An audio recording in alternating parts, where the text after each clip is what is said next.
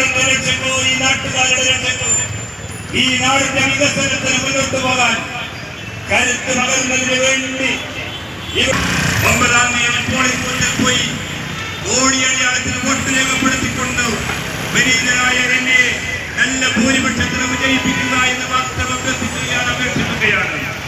ഞാൻ നിങ്ങൾക്കൊരു വാക്ക് തരുന്നു. കഴിഞ്ഞ കാലങ്ങളിൽ നിങ്ങളോട് ഞാൻ പറഞ്ഞിട്ടുണ്ടായിരുന്നു ഈ